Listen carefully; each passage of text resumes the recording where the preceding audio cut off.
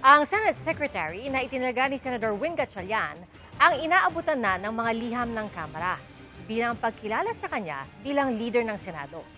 Inalmahan po yan ni Senator Alan Peter Cayetano. Nakatutok si Jonathan Andal. Anumang kailangang ipadala ng Kamara sa Senado, ipinadala nila sa Senate Secretary.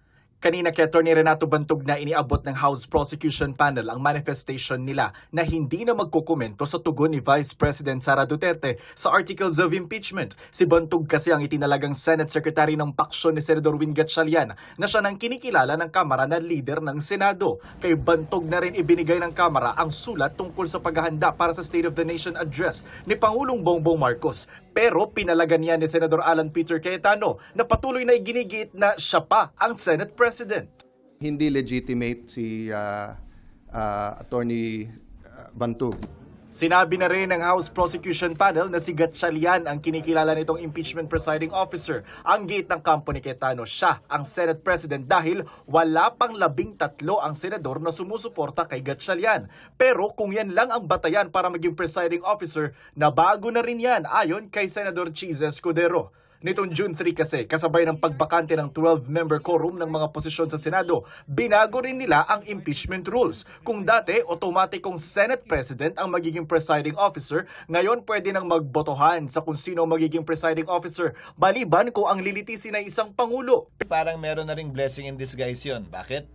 Kung may issue ngayon sa kung sino ang acting o Senate President at magbe-preside, pwedeng pagbotohan yun under our rules. Pero maging yan, illegal umano ayon kay Cayetano.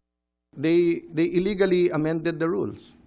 They illegally had a session. As soon as they have 13, walang problema, sila na. Ayaw rin ni Cayetano na pumayag na si Gatchalian ang pipirma bilang Senate President para sa sahod ng mga Senate employee. Alok niya sa pamamagitan ng liham, dalawa na lang silang maging signatory ng payroll. Nag-offer kami, kung gusto ni Senator Win, pareho na lang kami pipirma kahit walang designation. Ang sagot nila, mag-turnover na lang. It was a first step lang kasi sinabi nila open sila. Hindi naman pala sila open. Sabi ni Gatchalian, siya na rin ang kinikilala ng Civil Service Commission na dapat lumagda para sa Senado. Tayo rin recognize, no? Tayo rin recognize.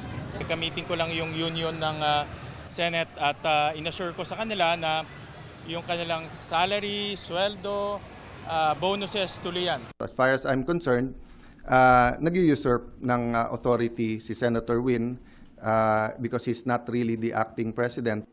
Jonathan Andal, Nakatutok, 24 Oras.